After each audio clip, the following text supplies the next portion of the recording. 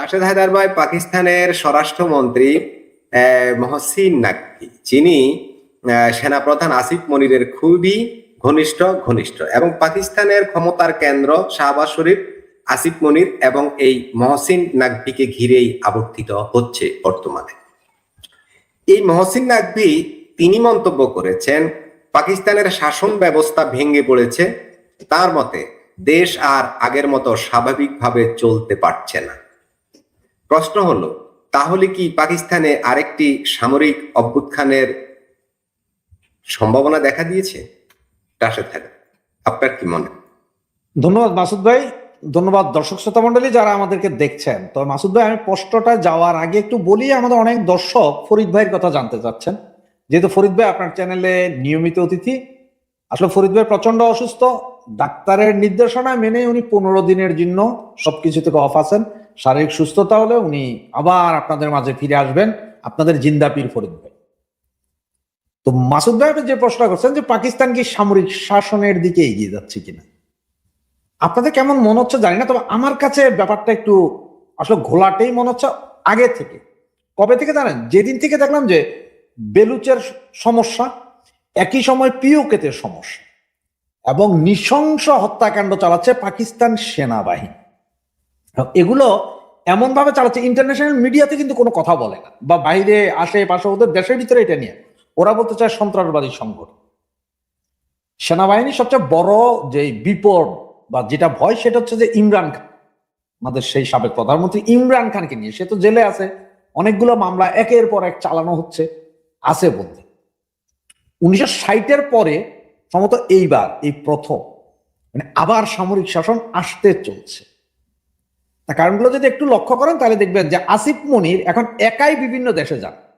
কিছুদিন আগে সরাসরি ডোনাল্ড ট্রাম্পের সাথে যে চা কফি খাই আসছে দেখছেন, এরপরে টার্কিতে গেলেন, এদিকে গেলেন, ওইদিকে, মানে সরকার প্রধান আপনার কোনো আমাদের প্রেসিডেন্টের কোনো খবর নাই, সেনা প্রধানই সব জায়গায় যাচ্ছেন, সবকিছুতে ড্রিলিং করছে। মানে এমন একটা পরিস্থিতি দেখানো হচ্ছে যে আপনারা যাই বলেন, আমাদের সংসদ যাই বলুক আর সরকার যাই বলুক, সেনাবাহিনী যা বলবে তাই হবে। এটা আমরা অতীতেও দেখছি যে ওদের হাইকোর্ট বলেন, সুপ্রিম কোর্ট কোনো একটা কথা বলে, সেই কথাটা সেনাবাহিনীর পক্ষেই বলে।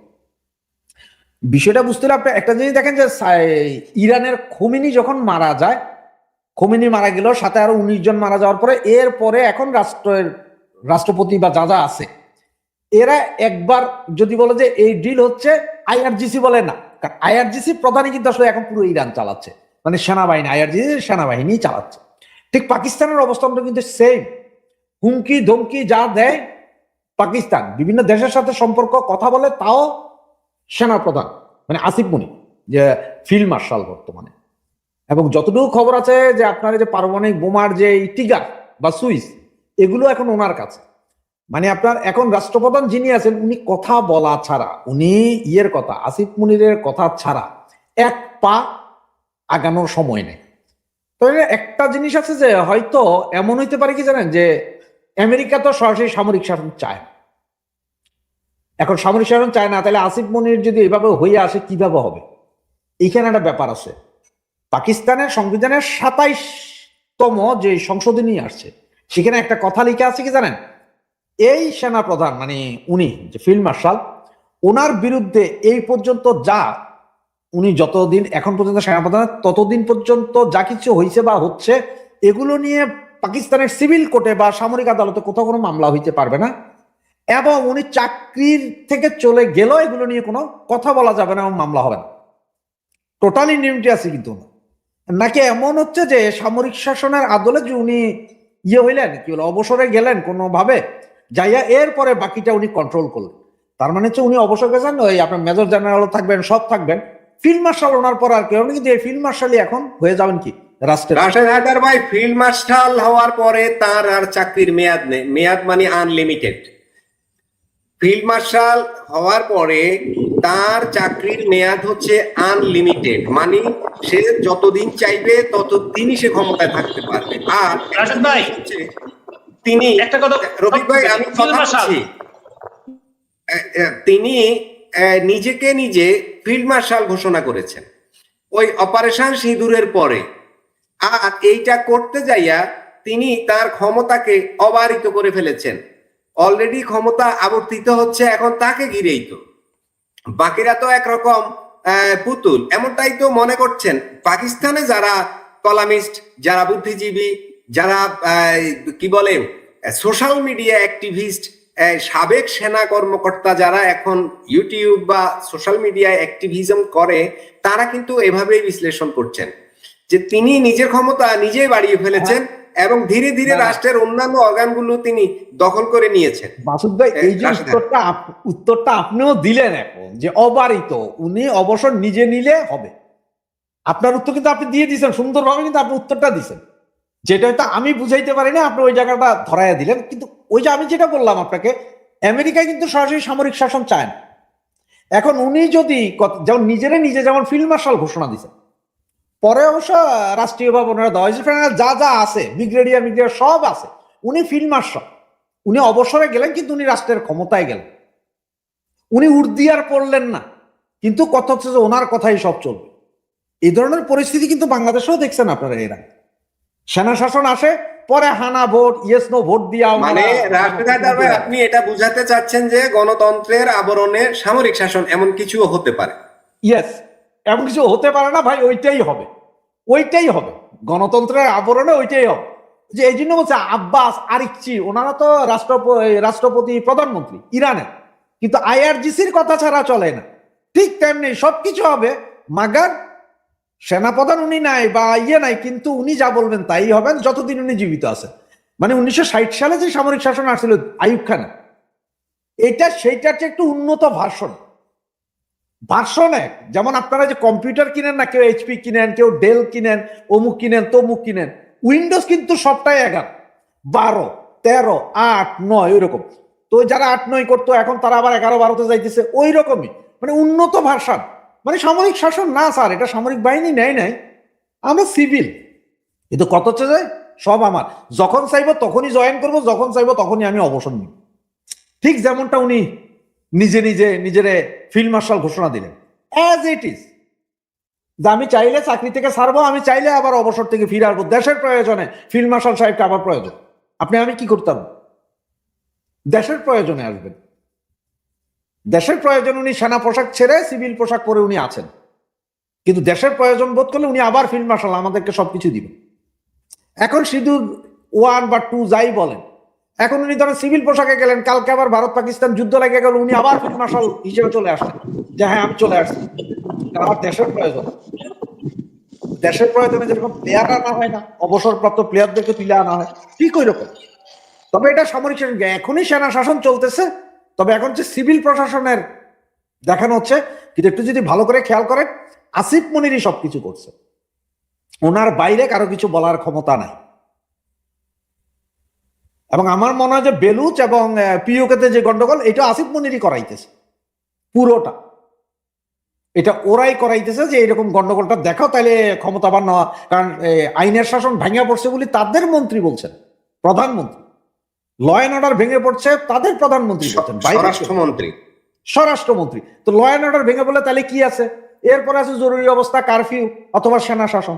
কারণ যে দেশে পুলিশ প্রশাসন বা আধা সামরিক বাহিনী কিছু করতে পারবে না, তখনই তো সেনাবাহিনী নামবে। সেনাবাহিনী নামলে তখন সমস্ত ম্যাজিস্ট্রেসি পাওয়ার সেনাবাহিনীর কাছে, সেনাবাহিনী যা বলবে তাই শুনবেন। এই গভর্নমেন্টকে সরাই দেওয়ার পুরো একটা প্ল্যানিং আছে। তবে ওদের চরম বিপদ হচ্ছে যে ওই যে আগে বললাম ক্রিকেট প্লেয়ার সাহেব, ওইটা হচ্ছে যে একটু বিপদ এখন,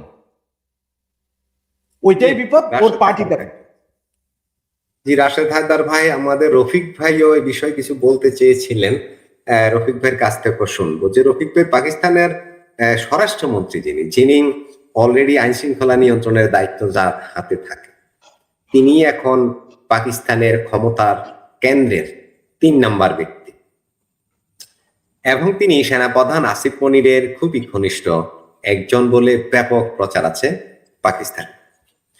তার মতে তার দেশ আর আগের মতো স্বাভাবিক চলতে পারছে না, এই ধরনের মন্তব্য। এ নিয়েই জল্পনা কল্পনার ডালপালা মেলছে। তাহলে কি পাকিস্তানের সামরিক অভ্যুত্থানের দৌড় গোড়ায় কিনা দেশটি? এর আগেও 4বার সামরিক অভ্যুত্থান হয়েছে, সর্বশেষ 99 সালে নওয়াজ শরীফকে ক্ষমতাচ্যুত করে পারভেজ মোশাররফ ক্ষমতা নিয়েছিলেন। এখনো কি ঠিক সেম ঘটনাটা আবারও ঘটতে চলেছে কিনা, আপনার কাছে কি মনে হয় রকিব? ধন্যবাদ মাসুদ ভাই, রাশেদ ভাই, ধন্যবাদ দর্শক শ্রোতা সবাইকে শুভেচ্ছা ও স্বাগত। দেখেন, আমি একটা সংশোধনের জন্য আসলে বলছিলাম আপনাকে ওই সময়, আপনারা বলছিলেন যে আসিফ মুনির কিন্তু বর্তমানে ফিল্ড মার্শাল, এটাই তো তোলা দেওয়ার জন্য কথা বলছিলাম। আসিফ মুনির বর্তমানে আপনার রানিং ফিল্ড মার্শাল এবং সর্বোচ্চ কথাটাই তো বললাম, রানিং ফিল্ড মার্শাল। উনি নিজেকেই রানিং ফিল্ড মার্শাল ঘোষণা করেছেন। বলুন আপনি। জি, এখন আসি দিন, আপনারা বলতেছেন যে সামরিক অভ্যুত্থান হবে কি না। আমি কিন্তু আমি অভ্যুত্থানের তো দরকার নাই ভাই। আপনার এখানেই তো আমি বলছি কয়েকবার যে আপনার আসিফ মুনিরই সবকিছু করতেছে। আপনি দেখেন প্রত্যেকটা ব্যাপারে আপনার আমেরিকার ট্রাম্প প্রশাসন নিয়ে চা খাবে, এটা কি আপনি দেখছেন কোন দেশের প্রেসিডেন্ট অন্য দেশের সেনাবাহিনী প্রধানকে ডেকে নিয়ে আপনার চা কফি খায়? এটা এমনি সফরে যেতে পারে, সফরে যায়, ধরেন আপনি ওই দেশের সেনাবাহিনী ওই অন্য দেশের সেনাবাহিনী প্রধানকে দাওয়াত দিবে, এটা স্বাভাবিক। দাওয়াত দিলে গিয়ে সৌজন্য সাক্ষাৎ দেখা করে গেল প্রেসিডেন্ট অথবা প্রধানমন্ত্রীর সাথে সৌজন্য সাক্ষাৎ করে। আর ওইখানে কি হলো, আমেরিকাতে তাকে স্পেশালি দাওয়াত দিয়ে দিচ্ছে, মেয়েকে চা নাস্তা খাওয়ায় সুন্দর করে খাওয়াটা বোঝা যাচ্ছে তুই এইভাবে চল। এটা আপনার হলো বেসামরিক প্রশাসনের একটা আবরণে আপনার হলো সামরিক সেনাবাহিনী হলো ক্ষমতা চালাইছে। এখন আসেন এইটা, ওইটা গেল এখানে। আপনার ইরান যুদ্ধের পরে, যুদ্ধ যখন শুরু হইল তখন কে দৌড়াদৌড়ি করছে বেশি? সেনাবাহিনী প্রধান দৌড়াদৌড়ি করছে। আমি কিন্তু সবসময় বলি যে সেনাবাহিনী প্রধান আসিফ মুনিরের আপনার সহকারী হিসেবে কাজ করতেছিল আপনার নওয়াজ শরীফ, শাহবাজ শরীফ। তাহলে এখান আপনার সামরিক অভ্যুত্থানের দরকার নাই, তাও ক্ষমতাই তো আসিফ মুনিরের কাছে। আপনি গতকালকে যে চুক্তি হইল দেখেন, এরদোগান আসছে, কই তার তো সেনাবাহিনী প্রধান আসে নাই, কিন্তু শাহবাজ শরীফ গেছে কারা নিয়ে? সেনাবাহিনী প্রধানকে নিয়ে গেছে। মানে সে আলটিমেটলি দেশ চালাচ্ছে হলো আপনার আসিফ মুনির। কারণ যেহেতু ইউরোপ বলেন বা অন্যান্য উন্নত মানে কান্ট্রিতে বলেন বা আমেরিকাতে যদি আসিফ মুনিরকে যে ধরনের আপনার ইয়াটা দিচ্ছে, এই আমেরিকা করতেছে, গুরুত্ব দিচ্ছে, এখন যদি শাহবাজ শরীফ যদি না থাকে, সে যদি সামরিক অভ্যুত্থান ঘটায় বা সে যদি প্রধান হয়, তাহলে কিন্তু সারা বিশ্বে আমেরিকার বিরুদ্ধে একটা মানে চড়াবে যে তারা গণতন্ত্রের কথা বলে তারা সৌর শাসককে আপনার করতেছে, পেট্রোনাইজ করতেছে। এই জন্যই আপনার শাহবাজ শরীফকে সামনে রেখে দিছে, কিন্তু কাজ কাম করতেছে আসিফ মুনির। এটা হলো মূল জিনিস। আপনি প্রত্যেকটা ঘটনায় কিন্তু এরকম ঘটনা করছে। যেন আমি বলি আপনাকে, মিশরের কথা আসে। মিশরের সিসি সেনাবাহিনী প্রধান ছিল, সেনাবাহিনীর লোক ছিল।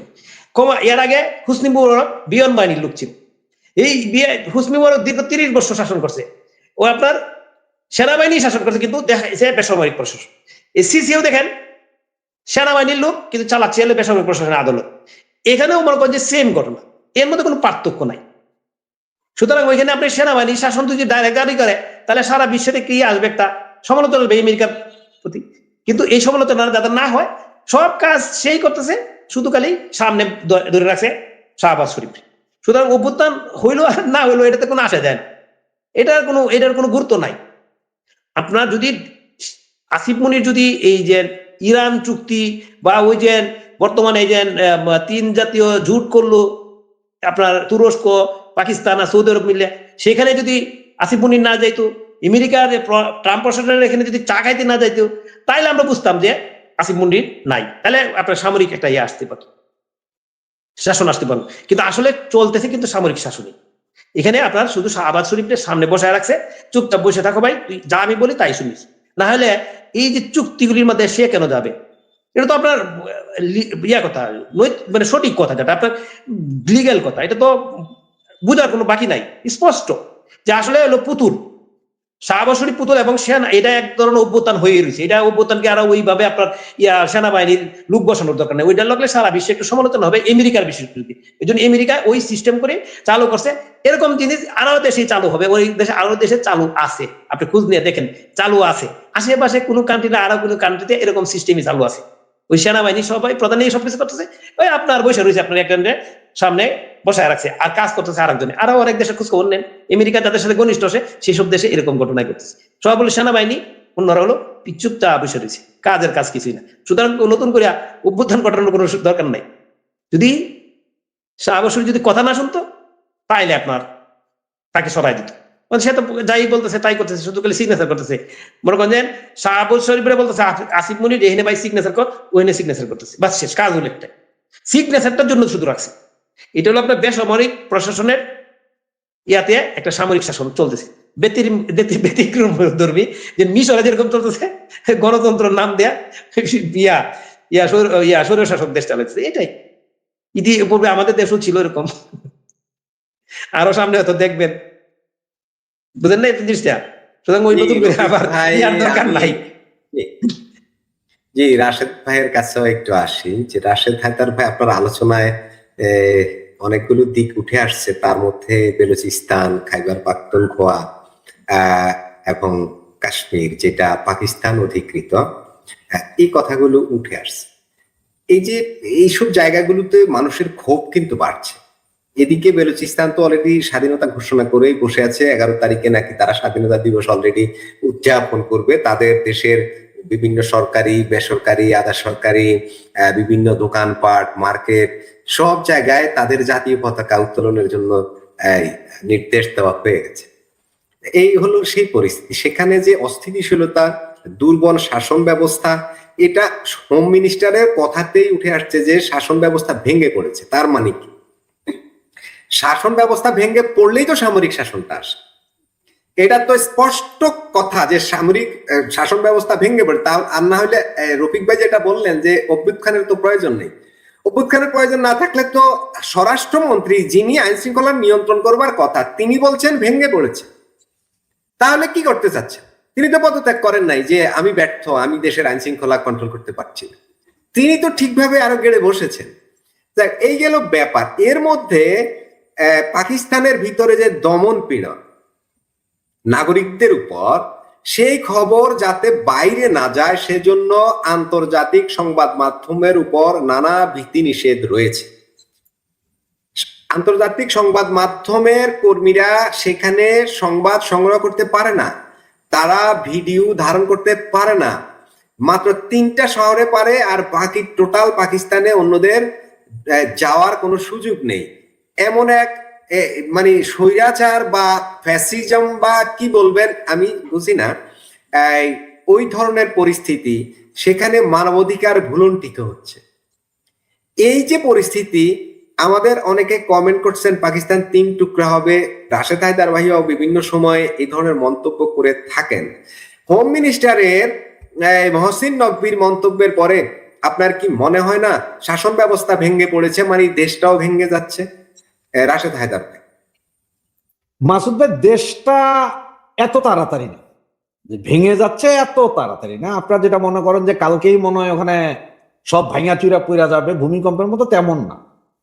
বেলুচরা স্বাধীনতা সংগ্রাম করতে এখন না, সেই 50 সাল থেকে, 1950 সাল থেকে। আর যে 11 তারিখ যেটা ওরা স্বাধীনতা দিবস বলতেছে, সেটা হচ্ছে 48-এ যখন বেলুচদের সাহিত্য শাসিত ছিল, ওইটারে যখন সেনাবাহিনী দিয়া চুক্তি করাইয়া পাকিস্তানের কন্ট্রোলে নিয়ে আসলো, ওই দিনটা, তখন থেকে ওই দিনটা, ওই তারিখটাই স্বাধীনতা দিবস হিসাবে তারা মানে। এবং এখন পর্যন্ত তারা, যে ওই দিন আমাদের ভুল বোঝানো হয়েছিল, হত্যার হুমকি দেওয়া হয়েছিল সবকিছু করার পর। আর এটা দেশ ভাঙবে যে এখনো তারা চাইতেছে যে আমাদের ইয়ে দাও, কি বলে আপনার স্বীকৃতি দাও। কেউ তো স্বীকৃতি দেয়নি। স্বীকৃতি না দিলে এরপরে এটা ভাঙা, কারণ বেলুচদের এই অবস্থা এর আগেও দেখেছে। এর আগে মানে 1979 সালে এর চেয়ে বেশি হয়েছিল। আর তখন ছিল শাহ পরিবার ইরানের, পাকিস্তানি সরকার আর শাহ এক হয়ে, কারণ বেলুচ কিছু ইরানেও আছে, ইরানের ওই অংশটাও চলে যাবে এই ভয়ে তখন শাহ পরিবার আর পাকিস্তান এক হয়ে সেনা নামায় ওখানে গণহত্যা চালাইছিল, ঠান্ডা করে দিয়েছিল। এইবারও সেম অবস্থায় আছে, কারণ বেলুচরা তাদের যে ম্যাপ দিচ্ছে ওই ম্যাপে তারা ইরানের ওই অংশটা ছাড়তেছে না। আবার ওই অংশটা জন্য কি করবে? ওখানকার বেলুচরা কি এদের সাথে যোগ দিবে? ইরানেরও তাহলে একটা ভয় আছে, তাহলে ইরান একটা, এরকম হলে ইরানও একটা চাপ দিবে পাকিস্তান তো দিতেছে সেনা নামায়, অলরেডি কামানের সামনে ওই মহিলারা মাইরা কামানের রডের উপরে ঝুলাইয়া ঘুরাইছে, অত্যাচার করতেছে। সাংবাদিক ঢুকতে আল জাজিরাকে সম্ভবত ব্যান করা হয়েছে পাকিস্তান থেকে, সাংবাদিক ঢুকতে দিতেছে। যেমন আপনি ওইটা বাদ দেন, দেখেন ইন্টারন্যাশনাল সাংবাদিক। বাংলাদেশের এদিকে আসি আমি একটু। বাংলাদেশকে ঢাকা, চট্টগ্রাম, রাজশাহী গুলো সব দেখানো হচ্ছে, আর দুইটা জায়গা নিয়ে প্রত্যেকটা বাঙালির মনে সন্দেহ আছে। সেন্ট মার্টিনে কি হইতেছে, পার্বত্য চট্টগ্রামে কি হইতেছে। না আমাদের দেশের সরকার চাইলেও তো সাংবাদিকদের বলতে যে বাবারা তোরা যা, 3 দিন ধরে সেন্ট মার্টিনের ইঞ্চি ইঞ্চি জায়গা লাইভ চালায়, মানুষ বুঝুক যে না এখানে কিছু হইতেছে না পার্বত্য চট্টগ্রাম। এটা কি সরকার করতেছে না? তার মানে কি ডালমে কুচ কাওয়া হয়। এখন পাকিস্তান 3টা শহর বাদে আর কোথাও চালাইতে দিতেছে না, তার মানে ওখানে গণহত্যা চলতেছে। হয়তো আমি আপনি এখনো পুরো জানতেছি না, কিন্তু গণহত্যা চলতেছে। এখন ভারত তো পিওকে যেটা, এইটাও স্বাধীনতা চাইতেছে, এরাও ভারতের কাছে আবেদন জানাইছে যে অস্ত্র দেওয়ার জন্য, স্বীকৃতি দেওয়ার জন্য। বেলুচ তো অনেক আগে থেকে সবাই বলতে, কিন্তু কেউ এখনো দেয় নাই। কেউ দেয় নাই মানে কি জানেন? কারণ হচ্ছে যে দিবে সে পরে বিপদে পড়বে। সুতরাং এই বিপদটা কেউ হাতে নিতে চাইতেছে না এখন। আর তার উপরে একটা পারমাণবিক শক্তিধর দেশ, এখন ধরেন দিলই, স্বাধীনতা দিল, আর এগুলো তো মোটা মাথার দাম, বুঝেন নাই? করে যে ঠিক আছে তুই দিছস, তোর দিকে আমি পারমাণবিক বোমাটা মাইরা দিই, এই রিস্কটা কেউ নিতে চাইতেছে। কিন্তু গ্যাঞ্জাম আছে, এই গ্যাঞ্জাম চলবে। তবে হ্যাঁ, এখনই 3 টুকরা হয়ে যাবে এই স্বপ্ন দেখা উচিত না। কারণ হচ্ছে যে পাকিস্তানের সেনাবাহিনী কিন্তু অনেক বিশাল, এবং ওদের ওই সক্ষমতা। পাকিস্তানিরা কি করে, এর আগের আন্দোলনগুলোতে কি করছে জানেন? ওরা ওখানে ইসলামিস্ট কিছু রফিক ভাই, রাশেদ হায়দার ভাই, পাকিস্তানের বিশাল সেনাবাহিনী তো বাংলাদেশে এখানেই পূর্ব পাকিস্তানে 71 সালে 92,000 সৈন্য নিয়ে তারা আত্মসমর্পণ করেছিল। না, এইখানে একটু বুঝার ভুল আছে। তো বুঝার ভুলটা কিরকম, একটা জিনিস দেখেন, ভারত সবসময় কি বলে যে ভারত পাকিস্তান যুদ্ধ হয়েছিল, পাইকারাও কয় কি ভারত পাকিস্তান যুদ্ধ হয়েছিল, কিন্তু আসলে যুদ্ধ 2 জায়গায় হয়েছিল।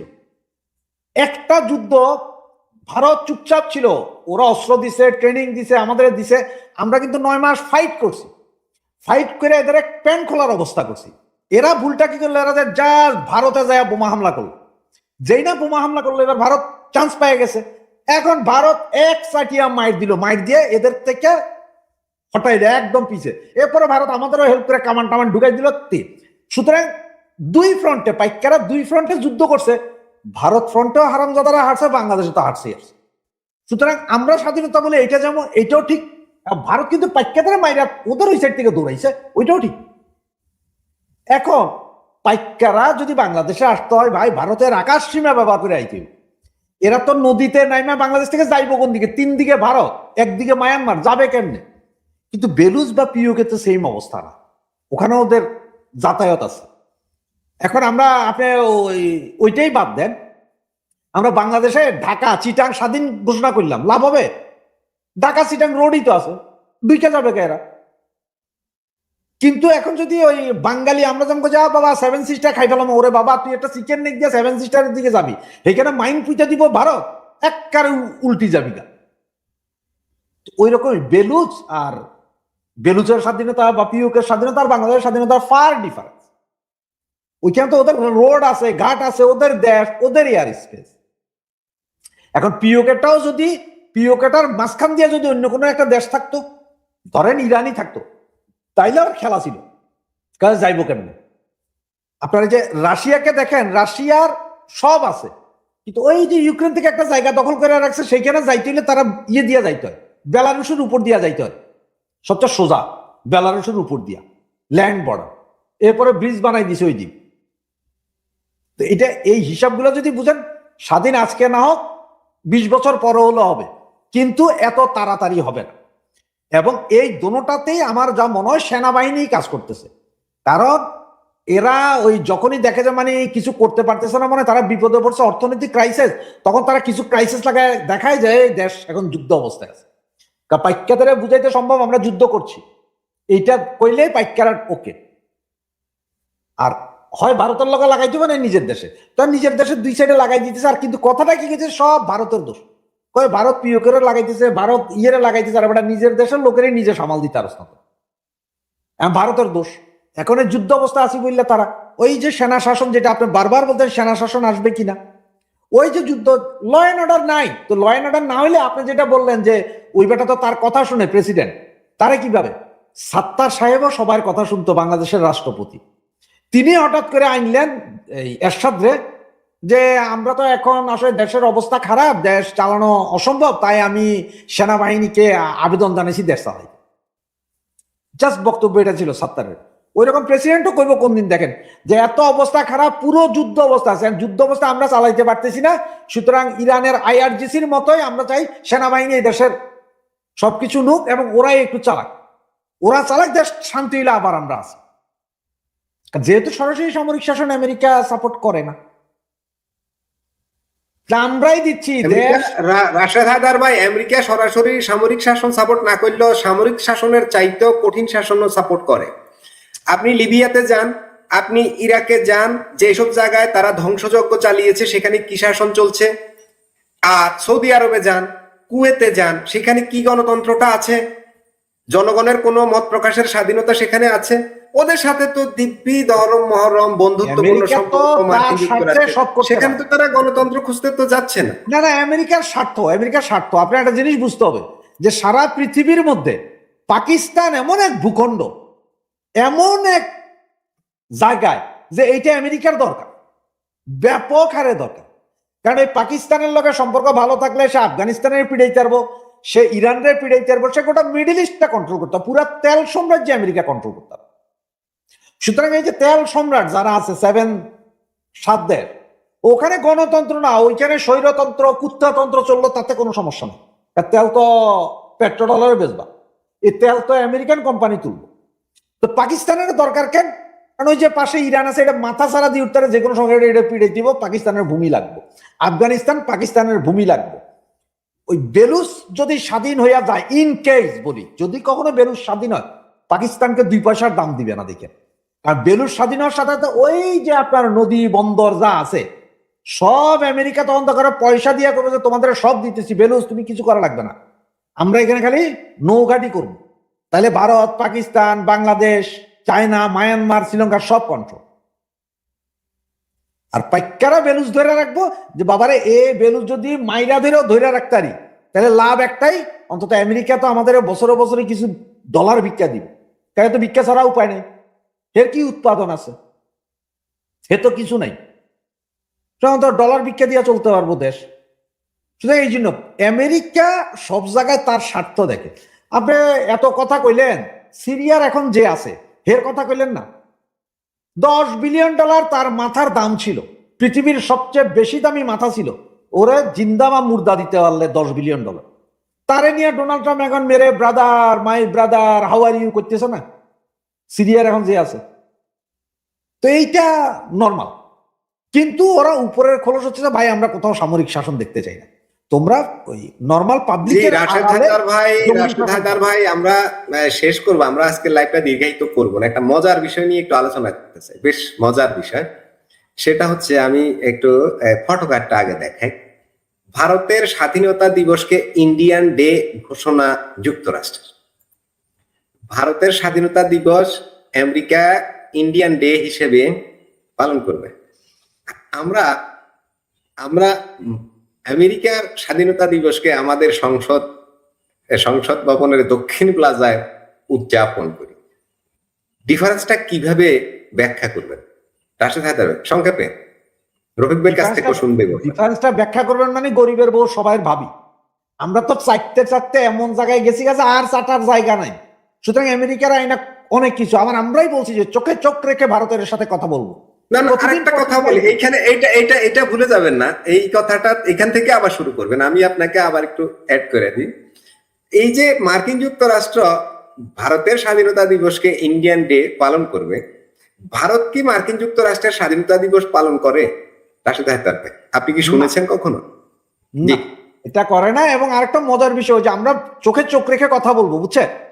ভারতকে প্রতিদিন পত্রিকা দেখবে ভারতকে ইন্ডিয়া ছুঁড়ে ফেলে দিয়েছে, ওই যে ট্যারিফ নিয়ে কথা, বেটা আমরা তো ট্যারিফের ওই ট্যারিফ শুই না আমাকে প্যান্ট শার্ট পাতল হয়ে গেছে।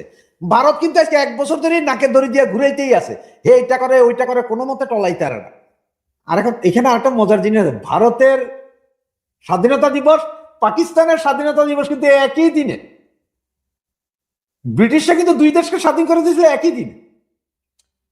পাক্যাদেরটা করলো না, হঠাৎ ভারতেরটা আমেরিকা করতেছে। আসলে কার পাছা কোন দিকে যাইতেছে? যেটা কথা ছিল না যে ভারতকে ইয়েদের দরকার, আমেরিকার ভারতকে দরকার। রাশেদ হায়দার ভাই, এইখানে একটু ছোট মিস্টেক আছে, সেটা হচ্ছে ভারতের স্বাধীনতা দিবসের একদিন পরে পাকিস্তান স্বাধীনতা দিবস পালন করে 14 এবং 15, 14 এবং 15, ওরা 14 এবং 15 পালন করে একদিন। ওই যে এখন কত হচ্ছে যে ভারতে আমেরিকার দরকার, কারণ চায়নারে ঠেকানোর জন্য ভারত ছাড়া উপায় নেই। এবং ভারতের স্বাধীনতা দিবস না, প্রয়োজনে হেরা করবো যে ডলারের ভিতরে মহাত্মা গান্ধীর ছবিও লাগাও। তার কারণ কি জানেন, ওই যে ব্রিক্স মিক্স হইয়া ভারত চায়না রাশিয়া যদি এক হয়ে যায় ইরান মিরান, তাহলে তো ভয় আছে। এই কারণে ভারতরে তেলাইতেছে, কারণ ওই যে বললাম আমেরিকার কোনো চরিত্র নেই, ওদের কোনো চরিত্র নেই। এটা ভারতীয়রা আমাদের চা 1000 গুণ বেশি বুঝে, খুব ভালো বুঝে। আর 140 কোটি দেশের মার্কেট, এটা কি ছেড়ে দিব মনে করেন আপনি এত তাড়াতাড়ি? আমেরিকাতে যা উৎপাদন হয় তার অনেক কিছু ভারতে আসে। আমেরিকার টুথপেস্ট মুছে আসে কিনে, তো দৈনিক যদি আপনার 1000 করে টুথপেস্ট বসে, মাসে কত লাগবে হিসাব করে। এখন ভারত ডে করবে, আরো কত দেখবেন সামনে, দেখতে থাকেন কত কিছু। কিন্তু আমরা ছাগলের 3 নাম্বার বাচ্চার মতো চিল্লায় যাব যে আমেরিকা ছোড় দিয়া, আমেরিকা ভারতকে ছাড়ে দিছে, ভারতের পেঁচে পড়ে গেছে ভারত। কিন্তু আমার একটা প্রশ্ন, এই আপনারা ভালো কথাই বললেন যে ইয়ে ভারত ডে করতেছে, কিন্তু কেন এখনো আমেরিকা তারেক ভাইয়াকে ডাকতেছে না আমেরিকা সফরের জন্য? এটা কিন্তু একটা প্রশ্ন আমি আপনার মাধ্যমে জনগণের কাছে রাখলাম, যে আমেরিকা এখনো তারেক ভাইয়াকে ডাকতেছেন না কেন? একটা তারেক ডেও হয়ে যাইতো, 2-1টা রাস্তা হইতো আমাদের আমেরিকাতে, ভাইয়া রোড এরকম হইতো। ওইটা করতেছে না কেন জানি না। দর্শক শ্রোতা মন্ডলী, আপনারা কেউ যদি জানেন কমেন্টসে জানায়েন। মাসুদ ভাই, আপনার মাধ্যমে বললাম যে কেন আমেরিকা ডাকছেন। এখন আপনারা শুধু চোখ কান খোলা রাখেন, দেখতে থাকেন কি কি হয়, আরো কি হয় জিও পলিটিক্স। জি, রাশেদ হায়দার ভাই, রফিক ভাইয়ের কাছে একটু শুনবো যে রফিক ভাই, ভারতের স্বাধীনতা দিবসকে ইন্ডিয়া ডে ঘোষণা যুক্তরাষ্ট্রের। এখন এই ভারতের স্বাধীনতা দিবসকে হঠাৎ ইন্ডিয়া ডে ঘোষণা, ইন্ডিয়া কিন্তু আমেরিকা স্বাধীনতা দিবসকে ইউএস ডে ঘোষণা করেন, এ পর্যন্ত আমরা শুনিনি। কেন হঠাৎ ভারত তোষণের এই নীতি নিচ্ছে রফিক ভাই? ধন্যবাদ মাসুদ ভাই। মাসুদ ভাই, আমি এটার আগে কি আপনি এই যে রাশিদ ভাই যে প্রশ্নটা করছিলেন বেলুচিস্তান নিয়ে, কিন্তু 2টা কথা বলতে পারি আমি। জি বলুন, সংক্ষেপে, কিন্তু আমরা শেষ করব। আমি একটু দিকে, আপনি বলছেন যে রাজনীতি বলছে যে হ্যাঁ স্বাধীন হবে, কোন দিন হবে বলা যাবে না। তো আমি একটু দিয়ে দিই, অনুমান একটা দিয়ে দিই। স্বাধীনতা তো তারা অলরেডি আপনার দিবস পালন করবে 11 তারিখ থেকে, এই প্রথম কিন্তু 11 আগস্ট থেকে পালন করবে। এটা কিন্তু তারা তাদের এই যে বালুচ লিবারেশন আর্মির পক্ষ থেকে তারা একটা ডিক্লেয়ার করা হয়েছে, এবং কিছু ভিডিও ফুটেজ পাইছি আমি ওইখানে বালুচিস্তানের এটা কি এআই দিয়ে তৈরি না কিসের, মনে হয় এআই না, এটা অলরেডি তারা বিভিন্ন জায়গায় অলরেডি পতাকা উড়াইছে, বুঝতে পারছেন? আর এখন একটা জিনিস দেখেন, এই যে রাশেদ ভাই চলছে গণহত্যা, হ্যাঁ গণহত্যা অবশ্যই চালাচ্ছে, যদি চালাইতে নাই হয় তাকে ইসলামাবাদ, করাচি আর কোন শহর, এই শহরে শুধু আপনার ইন্টারন্যাশনাল মিডিয়া আপনার খবর প্রচার করতে পারে, কোথাও যেতে পারবে না। এটা তো স্পষ্টই, এখানে তো আর গণহত্যা যে হচ্ছে এটা কিন্তু আর কোনো নাই। এবং আন্তর্জাতিক সংবাদ মাধ্যম থেকে কিন্তু আন্তর্জাতিক আপনার যারা মানবাধিকার থেকে এখান থেকে কিন্তু অলরেডি এটার প্রতিবাদ জানাইছে যে সব জায়গায় আপনার গণমাধ্যম ঢোকার জন্য, দেওয়ার জন্য। এটা তো স্পষ্ট বোঝা যাচ্ছে যে 3টা শহর, করাচি, ইসলামাবাদ আর একটা হলো কোন শহরটা মনে নাই মুহূর্তে, 3টা শহরে শুধু খালি সংবাদ, শহরে এটা আবার গ্রামে না, মানে যেখানে প্রবলেম হচ্ছে, যেখানে গন্ডগোল হচ্ছে, যেখানে আপনার মানুষকে হত্যা করতেছে, গণহত্যা চালাচ্ছে, ওইখানে সংবাদ আনতে দিতে পারে। তাহলে আপনি ওই গণমাধ্যম দিয়ে ওই আসিফ মনিরের চেহারা আর শাহবাজ শরীফের চেহারা দেখাবে সাধুকালী গণমাধ্যমের কাজ কি এটা? যাক, যুদ্ধটা আপনার যখন আমি বলে দিই, ইউক্রেন এবং রাশিয়ান যুদ্ধ, আমি ইন্ডিয়ান ডে বিষয়টা আলোচনা করতে চাচ্ছি। জি, ইন্ডিয়ান ডে আমরা লাইভটা দীর্ঘ করব না। জি, আচ্ছা, আপনি বলে দিচ্ছি, বেলুচিস্তান সেদিনই স্বাধীন হয়ে যাবে। 2টা কারণ থাকে, একটা রাশিয়া এবং ইউক্রেন যুদ্ধ বন্ধ হয়ে গেলেই আপনারা দেখবেন রাশিয়া বেলুচিস্তানকে কিভাবে আপনার হেল্প করে, তখনই আপনার এই স্বাধীনতার ঘোষণা একটা প্রশ্ন সুযোগ আসবে। আরেকটা জিনিস বলে দিই, এখানে আরেকটা সুযোগ তৈরি হয়েছে, ওই যে নতুন যে জোট মক্কা চুক্তি হলো, আপনার পাকিস্তান, তুরস্ক এবং সৌদি আরব, এটা ইরানকে ঠেকানোর জন্য, হুতিদেরকে ঠেকানোর জন্য এই জোট হয়েছে। যদি এই জোটে হুতিদের উপরে যদি আক্রমণ করে, তাহলে ইরানও কিন্তু আক্রমণ করবে ওইসব দেশে। তখন কিন্তু প্রশ্ন আসবে, এই তিন দেশ, পাকিস্তানও কিন্তু ইরান বা হুতিদের উপরে আক্রমণ করতে হবে বাধ্য হলে তখন একটা ক্ষেত্র তৈরি হবে ওই বেলুচিস্তানের স্বাধীনতার ব্যাপারে। এবং খাইবার পাখতুনের ঘটনাও সেম ঘটনা, যাকে এখন আমি ইন্ডিয়ান ডে আসলে আসলে দেখেন, এই যে রাশেদ ভাই তো বর্ণনা করছে এটা নিয়ে, পাকিস্তানের এলো 14 আগস্ট, আর হলো ভারতের হলো 15 আগস্ট। এখন এই যে আপনার আমেরিকা কিন্তু ভারতকে আর চীনকে সবসময় হুমকি দুমকির উপরে রাখে, অন্যান্য কান্ট্রিগুলির হুমকি দুমকিতে রাখে, কিন্তু আসলে ভিতর তাদের সাথে একটা বিজনেসটা চালায় যেতে চায়। কারণ দুইটা দেশে প্রায় 300 কোটি মানুষ আছে, যেখানে আপনার 40% উপরে আপনার জনগণ, এখানে একটা বিশাল বাণিজ্য আছে। আমেরিকা ভারতে $60 বিলিয়ন এক্সপোর্ট করে, 60 বিলিয়ন, আর ভারত করে হলো 85 থেকে 87 বিলিয়ন এক্সপোর্ট করে, বিশাল বাণিজ্য। চীন মনে হয় সবচেয়ে বেশি এক্সপোর্ট করে, কারণ চীনের আরো একটু বেশি সুবিধা হলো বিদেশের তৈরি পোশাকটা এক্সপোর্ট করে। এখন এগুলি আনবে কোথা থেকে? আমেরিকা কোথা থেকে আনবে? আমি একটু আগেই আমার ভিডিওতে বলছিলাম যে ভারত থেকে যে জিনিসগুলি নেয় আমেরিকা, সবচেয়ে বেশি নেয় হলো ঔষধ, চিকিৎসা সামগ্রী, ঔষধ। এবং একটা সময় আমি যত জানতাম যে এই 87 বিলিয়ন যে বিজনেসটা হয়, বা 86 বিলিয়ন বা 85 বিলিয়ন, এর মধ্যে প্রায় $55 বিলিয়ন বা $50 বিলিয়ন ওষুধ ইম্পোর্ট করে আমেরিকা। এবং আমেরিকা চীন থেকেও এই ওষুধ ইম্পোর্ট করে, এবং ভারতীয় ওষুধটা বেশি ইম্পোর্ট করে। এখন এই যে ভারতীয় ওষুধ আবার চীনের ওষুধের সস্তায় পায় এবং দামে কম, এইগুলো আনবে কোথা থেকে? মূলত আসলে ওই ইন্ডিয়ারে আসলে ভিতরে ঠিকই কিন্তু আপনার সম্পর্ক রাখে, কিন্তু ওরা বিভিন্ন সময় হুমকি দিয়ে চেষ্টা করে যে ভারতকে নিয়ন্ত্রণ করা যায় কিনা। ওই জন্য ভারতরে এই যে মাঝে দেখেন না, কিছুদিন আগে যে 500% ট্যাক্স দেবে পরে বলে যে ভারতকে প্রেসারে মাঝে মধ্যে প্রেসার দেয় রাশিয়া থেকে, রাশিয়ার সাথে দূরত্ব বাড়ানোর জন্য। হ্যাঁ, এই যে তেলের বিষয়টা, মূলত এটার জন্যই মাঝে মধ্যে ভারতকে ট্যারিফ সেটা দিয়ে একটু চাপে রাখার চেষ্টা করে, কিন্তু আবার দেখি ইন্ডিয়ান ডেও ঘোষণা করে। কিছুদিন আগে কি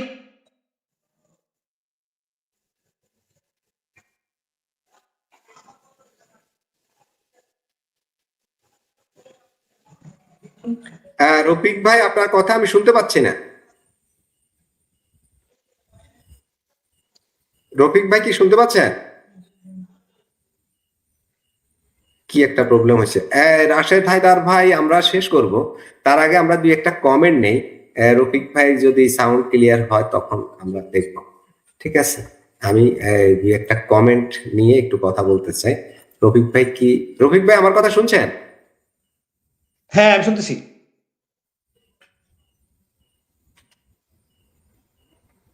রফিক ভাই ওখানে কিছু একটা প্রবলেম হচ্ছে। জি, রাশেদ হায়দার, আপনি মিউট আছেন। একজন কমেন্ট করলেন, নিউক্লিয়ার ক্ষমতা পাকিস্তানের যাদের হাতে থাকবে, পাকিস্তান তাদেরই প্রধান হবে, পাকিস্তান তাদেরই প্রধান হবে, বা তিনিই পাকিস্তানের প্রধান হবে, এরকম কিছু মনে হয়। যাই হোক, নিউক্লিয়ার আসলে কাদের কাছে থাকে পাকিস্তানের? এখন তো যেটা জানা যাচ্ছে যে এটা আপনার ফিল্ড মার্শাল সাহেবের হাতেই আছে, এটা ওনাদের অনেকটা ওই কমেন্টে অনেকটা সম্ভবত উনি ওই দিকেই ইঙ্গিত করেছেন। যাই হোক, আমি আরেকটা কমেন্ট দেখি। সেটা হচ্ছে, এসব কথা সরকারি কাঠামো ভেঙে পড়েছে, এসব শুধুই নাটক, যাতে করে সেনা সংবিধান পরিবর্তন করে পুরো ক্ষমতা দখল করতে চায়। রাশেদ হায়দার ভাই, কথাটা অনেক বুদ্ধিজীবী কিন্তু বিষয়টাকে এইভাবেই দেখছেন। আমরা যদি বলি যে ওই হিন্দিতে যদি বলে তাহলে হচ্ছে যে সেনাবাহিনীটা চুরান খিলাচ্ছে, আর যদি বাংলায় বলি তাহলে বাঙালি বেকুব বানাইতেছে। আর কথা সত্য, উনি একদম 100% এক ফোঁটা আমি দ্বিমত পোষণ করি না ওনার সাথে। আরেকটা কমেন্ট একটু দেখি। Sudden call from Israel PM to PM Modi is significant. সম্প্রতি নরেন্দ্র মোদী এবং ইসরায়েলের প্রধানমন্ত্রী নেতানিয়াহু তারা বেশ কোলাকুলি করেছে। একদিকে আমাদের বাংলাদেশ, পাকিস্তান, সৌদি আরব এই জাতীয় মুসলিম কিছু দেশ মিলে একটা জোট গঠন করেছে, হুথিদের বিরুদ্ধে যুদ্ধ করবে মানে ইরানের বিরুদ্ধে যুদ্ধ করবে মানে ইসরায়েলের পক্ষে যুদ্ধ করবে। সব মিলাই আমি দেখতেছি বাংলাদেশ, ভারত, পাকিস্তান, সৌদি আরব, দুবাই, এই সব দেশ ইভেন ভারত, এ সবাই এখন ইসরায়েলের পক্ষ নিয়েই খেলাটা খেলছে ইরানকে ধ্বংস করার জন্য। অনেকটা আপনি যদি অঙ্কগুলো মিলান, রাশেদ হায়দার আপনি দেখেন, বললেন আপনি, আমি একটু দেখাই দিই। এই যে পাকিস্তান, এরা আক্রমণটা, এরা টার্গেট কি হুথি না? হুথি কে? হুথি কারা? হুথি মানে তো ইরান। তার মানে ইরানকে দুর্বল করার জন্য তো হুথিদের উপর আক্রমণ করবে। তো ইরান দুর্বল হলে লাভ কার? ইসরায়েলের, এই তো। এর মধ্যে নরেন্দ্র মোদী তিনিও নেতানিয়াহুর সাথে বেশ কোলাকুলি করেছেন, অনেকটা প্রকাশ্যে ঘোষণা না দিলেও আকারে ইঙ্গিতে চোখের ইশারায় কথা হচ্ছে যে হ্যাঁ, নো টেনশন, আসি। অনেকটা এরকমই তো নাকি রাশেদ হায়দার ভাই? আমাদের ফরিদ ভাই হলে কিন্তু ফাটাই দিত, উনি কিন্তু ওই যে চাণক্য কূটনীতি ভারতের। ইসরায়েলের সাথে ভারতের সুসম্পর্ক অতীতেও ছিল, এখনো আছে।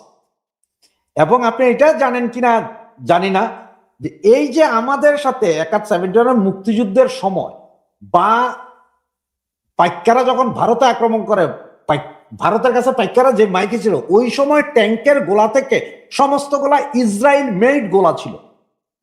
71-এর কথা বলতেছে, আপনার কালকের কথা কইতেছে নরেন্দ্র মোদী গলাগুলি করছে না। ভারত একটা লিবারেল রাষ্ট্র হিসেবে তার সাথে সবার সাথে সম্পর্ক, সে কারোর সাথে যুদ্ধে যায় না। ভারতের কথা আমার না খোঁচালে আমি খোঁচাবো না। এখন ট্রায়াঙ্গেলটা চিন্তা করেন। হায়দার ভাই যে কথাটা বললেন 71-এর কথা আবার স্মরণ করিয়ে দিচ্ছেন। যদি ভারতের সাথে ইসরায়েলের ওই ধরনের বন্ধুত্বপূর্ণ সম্পর্ক না থাকতো, তাহলে ইসরায়েল সবার আগে বাংলাদেশকে স্বীকৃতি দিতে আসছে কেন? এবং আরেকটা জিনিস দেখেন, এই যে এখন যে ইয়েটা আছে না, কি বলে, যে এদের যে 19 দলীয় জোট যেটা করছে আর কি, হুতি পিটাও জোট, ওইটাও কিন্তু ট্রায়াঙ্গেল। খেয়াল করে, হুতি বোমা মারে কারে? হুতি বোমা মারে সরাসরি ইসরায়েল। এত বছর জানতাম আমরা হুতি বোমা শুধু ইসরায়েলে মারতো। গত 3 মাস 4 মাসে না হুতি যায় সৌদি, কাতার, কুয়েত সবগুলারে মারে। এর আগে তো আজীবন তো হুতি ইসরায়েলে মারছে। তাহলে ইসরায়েল এখন সব ফ্রন্টে যুদ্ধ করতে পারবে না। কারণ গাজাতে পিটাইয়া একাকার করে দিয়েছে, লিবিয়ার 70% গেছে গা ইসরায়েলের দখলে। এখন ইসরায়েলে কইলো যে ঠিক আছে, তোমরা কাম করো, তোমরা একটা মুসলিম জোট কইরা এগুলারে পিটাও। তবে মুসলিম জোট আবার দেখো, সব মুসলিম মান্য না, তোমরা এটা সুন্নি জোট বানাও। মানে সুন্নি, মূলত শিয়া সুন্নি দ্বন্দ্ব, ইরানকে শিয়া, হুতি কারা? শিয়া। মারো এবার তোমরা। এখন তার কেউ দোষ দিতে পারবেন না যে ইসরায়েল মারা। আবার ওইটার কমান্ডার যারে নির্বাচন করব, সেটা দেখবেন যে ইসরায়েলের লোক। আপনার এই যে মিডিল ইস্টের সব মিলে কি কয়, টার্কি মার্কি যা এরা সব মিলে দিব। এটাই তো স্বাভাবিক, ও তো ইসরায়েলের লোকিত হবে, ও ইসরায়েলের একান্ত পাপেট হবে। কারণ জোটটা তো ইসরায়েলের জন্য, ইসরায়েলের সহযোগিতার জন্যই তো আমরা এই মুসলিম জোটটা তৈরি করেছি। সহযোগিতার এর মধ্যে এবং গোয়েন্দা তথ্য দিবে ইসরায়েল কোথায় কোথায় বোম মারতে হবে। এটা হচ্ছে আমাদেরকে চুরান খিলানো হচ্ছে বা আমাদের বেকুব বানানো হচ্ছে না ইসলামিক জোট, আমরা ইসলামিক জোট। কিন্তু সব বেটাই ওই যে এমনে খাইতেছে না, ঘুরাই খাইতেছে। মানে কথায় আছে না, সব বেটাই টেম্পো চালায়। আরো কি সুন্দর রাশেদ হায়দার ভাই, এটা খুব মজার। সেটার নাম রাখছে কি, আমাদের যে রফিক ভাই বলছিল, এটার নাম রাখছে কি মক্কা চুক্তি না কি যেন, রফিক ভাই কি যেন বললেন, মক্কা চুক্তি না কি যেন বললেন আপনি? হ্যাঁ, মক্কা চুক্তি। আমাদের মিডিয়ায় এটা মক্কা চুক্তি নাম আসছে, আসলে মেইনলি এটা মক্কা চুক্তি না। মানে আমাদের মিডিয়াও আমাদেরকে ঘোল খাওয়াচ্ছে যে আসলে এই যুদ্ধটা ইসরায়েলকে সেফটি দেওয়ার জন্য আমরা সবাই মিলে এখন ইমান আকীদা মজবুত করার জন্য সুবহানাল্লাহ আলহামদুলিল্লাহ পড়ার জন্য ইসরায়েলের পক্ষে যুদ্ধে নেমে যাচ্ছে। আপনি যখন আপনার বাংলাদেশ পাকিস্তানে কিন্তু হাজার হাজার শিয়া আছে, আপনি যদি এই বাংলাদেশ পাকিস্তান কাতার কুয়েত এখানে যদি বলেন যে আপনি মুসলমান মারতে যাবেন, তাহলে কিন্তু মুসিবত আছে। কারণ একটা জিনিস মনে রাখেন, ইরান কখনো ভুলে সে ধ্বংস হয়ে যাবে, কিন্তু সে কাবা শরীফ মক্কা শরীফে কখনো বোমা মারবে না। কারণ হেও তো মুসলমান, হেও তো যা হজ করতে সব, হে মারবে না। কাহিনীটাই শিখি। এখন আপনি এক মুসলমানের মারতে যাবেন, এটা তো হয় না। এই জন্য হুতিকে কত লাগাও শিয়া শিয়া। এখন শিয়া এখন প্যাকেটের গায়ে সুন্দর। রাশেদ হায়দার ভাই, আমি এক কথায় যদি আপনার বক্তৃতাটাকে এইভাবে বলি, আপনার বক্তব্যটাকে, যে মদের বোতলে আপনি এই বিসমিল্লাহির রহমানির রহিম লাগাই দিলেন, ওই যে বিসমিল্লাহ এটা লাগাই দিলেন মদের বোতলে, তার মানে মদটা কি হালাল হয়ে গেল? না না না, এখানে বিসমিল্লাহ লাগা নাই, আপনি কাহিনীটাতে যাইতে পারেন না এখন। এখানে হচ্ছে যে আপনি যদি শিয়া মারেন তাহলে কি করবো, যে শিয়া সুন্নি দ্বন্দ্ব হয়ে গেছে। এখন এরা নাম দিচ্ছে কি মক্কা চুক্তি, মানে আমরা তো মক্কা মদিনাকে রক্ষা করতে যাইতেছি। মক্কা মদিনা তো বোমটা মারবে কে? কোনো মুসলমান দেশ তো মারবে না। তোমরা যাইতেছ ইসরায়েলের ঠ্যাংসার, ইসরায়েলের আব্বা ডাকাইতেছ। ইসরায়েলের সাথে মিডল ইস্টের সব দেশের ব্যবসা আছে, সবাই বৈধ ব্যবসা। শুধুমাত্র সৌদি আরব সরাসরি কইতে না, কারণ ওরা তো ইসলামের ধারক এবং বাহক। এটা কইলে যদি এখন যদি কয় যে না নবীজির সেই জমানায় যাইতে হইব, সৌদির যত ব্যবসা আছে মানে হজ ব্যবসা, এই পয়সা সবাই পাইবো, আগের সেই যুগে যাইতে হইব, এই জন্য কয় যে কয় না, ওই ইসরায়েল হচ্ছে যে একটা মোহরা, ওইটা টিকায় রাখতে হবে। ইহুদিদের সাথে আমাদের আজীবন দ্বন্দ্ব আছে, এটা টিকায় রাখতে হবে, কিন্তু এটা টিকায় রাখবে এইদিকে। উল্টা পিঠে কি আছে, ওদেরকে সহযোগিতা করা ছাড়া আমরা ক্ষমতায় থাকিতে পারিব না না রাশেদ হায়দার ভাই, ইহুদিদের বিরুদ্ধে বলতে হবে মুসলিমদের সাপোর্ট নেওয়ার জন্য আমার ক্ষমতা তো লাগবে। কিন্তু তলে তলে যে একজন কমেন্ট করলো, এই কমেন্টটা একটু দেখে, কমেন্ট করলো তৈরি থাকুন পাকিস্তান আর সৌদি আরব ইসরায়েলকে স্বীকৃতি দিবে, তৈরি থাকুন। এই কথাটা তো অনেকদিন থেকেই আলোচিত হচ্ছে এবং শেষ পর্যন্ত বাংলাদেশও তো দিবে। এখন তো আমরা জোটেই চলে গেলাম, দিবে না এখন কারো কারো না না, এখন আর ওই যে ফরিদ ভাই হলে এইভাবে বলতো যে বাইতুল মোকাররমের উত্তর গেটে এখন আর তো সমাবেশ নাই, কেউ তো এখন আর মিছিল করে না, এখন তো কেউ কোনো কথা বলে না, এখন সবার কাছে ওই আলহামদুলিল্লাহ। না না, আপনি কেন বারবার বাইতুল মোকাররমের কথা বলেন? এই যে যখন ইরানের সাথে যখন যুদ্ধ লাগলো, যখন ওই যে নৌবহর থেকে টমাহক মিসাইল মেরে 167টা বাচ্চা মারা ফেলছিল স্কুলে, সেই দিনও বিশাল মিছিল হয়েছে আমেরিকার বিরুদ্ধে বাইতুল মোকাররমে। আর সেই টমাহক মিসাইলটা মারার জন্য যেই নেতায় দিয়েছেন, অর্ডার দিছিলেন, সেই নৌবাহিনীর প্রধানই তো এই মুহূর্তে বাংলাদেশে আছে। কই কোনো বেটার তো এই হেডামটা হইল না, যেটা মিছিল ডাক দি কেন? নৌবাহিনীর প্রধান তো বাংলাদেশে বর্তমানে আমেরিকার, সেই ব্যক্তি যিনি টমাহক মিসাইল মারার জন্য বলেছেন। 167টা ভুলে গেছে। আমাদের দেশের চরিত্র নিয়ে কথা বলে লাভ নাই। আমাদের এই বঙ্গু প্রজাতির এতে কোনো ইমানও নাই, আকিদাও নাই, চরিত্র। রাশেদ হায়দার ভাই, বিষয়টা তো কি ধরনের, মানে বিষয়টা কি অদ্ভুত না? আপনি এখানে মুসলিমদের শোনাচ্ছে একটা, বাস্তবে করছে আরেকটা, আর সবাই বুঝতেছে, কিন্তু সাধারণ মানুষ হয়তো বোঝানো যায়, কিন্তু এই যে আমাদের বড় বড় জুব্বাওয়ালারা, তাদেরকে কিভাবে বোঝানো হলো? নাকি তারাও ওই আমি একটু বলি, একই গোয়ালের রফিক ভাই বলুন। একটা জিনিস তথ্য দেই, আমরা তো গেলেন গা সাইড কাটতে গেলেন, গেল হরুজ মনালি গেলেন গা, কিন্তু আপনি লুইস সাগর যে রয়েছে সেটার খোঁজ খবর নিলেন না। আপনি একটা জিনিস বললেন, আপনারা গেছিলেন কাছাকাছি, গিয়ে আবার উল্টা পথে ফিরে আসা পড়ছেন। আসলে ঘটনা কি জানেন, ইসরায়েল আর আমেরিকার যে কাজটা এতদিন করতেছিল মধ্যপ্রাচ্যে, বুঝছে ভাই, ইরানের উপরে, এটা এর উপরে একটা দুর্নাম ছড়ায় গেছে গা, যে এরা মুসলমানদের উপরে আক্রমণ করে, মুসলমান আক্রমণ করে, নির্যাতন করে। এরা আসলে জানেন হয়েছে কি জানেন, ওই যে তিনজন ঝুট করছে না, তিনজনের ঝুট করছে না, পাকিস্তান বর্বর, আর এর দোকান হলো ওই যে আমেরিকার চামচ, আর সৌদি আরব হলো আমেরিকার চামচ, 3 চামচ এক কান হয়েছে, বুঝছেন? একজন করছে কি, ইসরায়েল আর আমেরিকার যে কাজটা ছিল, এই কাজটা হন ওই মধ্যপ্রাচ্যে করবে, মানে আপনার ওই যে নিজেরা যুদ্ধ করবো, নিজেরাই ধ্বংস। আমেরিকা বলবে ভাই আমি তো মারি নাই, ভাই ইসরায়েল ভাই আমি তো মারি নাই, তোমরাই তো মারামারি করছো। আপনি জিনিসটা বুঝছেন, জিনিসটা এই ঝুটটা হয়েছে শুধু একটা কারণে, আপনি এটা ক্লিয়ার বুঝেন। আপনি মানে নিশ্চিত বুঝাতে চাচ্ছেন যে ইসরায়েল আমেরিকা হামলা করলে এখানে মুসলিম দেশগুলো সমস্যা হয়, কারণ ওর দেশেও তো মানুষ আছে, সেখানেও তো ক্ষোভের দাবানল ধাও ধাও করে জ্বলে উঠতে পারে। সে কারণে তারা চিন্তা করলো যে আমরা একটু স্টপ থাকি, আমাদের প্রিয় বন্ধুরা তো আছে, ওদেরকে দিয়েই পিটুনিটা দেই। এই তো প্রিয় বন্ধুকে পাকিস্তান, এরকম যে প্রিয় বন্ধুগুলো আচ্ছা না, বাংলাদেশ না, এটা তো 3 জুট করছে, এটা তো নেটুরা তো জুট করছে, আবার আরেকটা জুট করছে কি 14 দলীয় ঐক্য জুট, 14 দেশ মিলিয়া 56,000 দেশ আইলো, আলোচনা করলো, তার মধ্যে এরা সবাই চলে গেছে, ভাই আমরা এগুলি নাই। আর ওই আমেরিকার সাথে যারা খুবই ঘনিষ্ঠ সেই সব দেশ আয়া এই জুট করছে, লুইস সাগরের বাবাল মানদার রফিক ভাই, আর ওদিকে গেলাম না। এটা মোটামুটি আমাদের অর্থনৈতিক ভাবে কিছু লাভ হবে, মানে কিছু মানুষকে মারা যায়, হ্যাঁ, হুতিদের কিছু মানুষকে যদি মারা যায়, তাহলে বিনিময়ে তো আমরা মার্কিন যুক্তরাষ্ট্র বা ইসরায়েলের কাছ থেকে বেশ টাকা পয়সা পাবো। তাহলে আমাদের এই যে অর্থনৈতিক একটা সমৃদ্ধি হবে, আমাদের জিডিপি এখন নাকি 2.2, সেটা হয়তো 5 টাইপের দিকে তো যেতে পারে। তো আমাদের তো টাকা লাগবে, যত মারা দরকার মারো। জি রফিক ভাই, দীর্ঘায়িত করবো না, তার আগে আর একটা ছোট্ট কমেন্ট আছে, এইটা একটু নেই। তারপরে এটা অবশ্য রাশেদ হায়দার ভাই বলছিল আসিম মনির ইজ ট্রাম্প পাপেট, এটাই তো নাকি?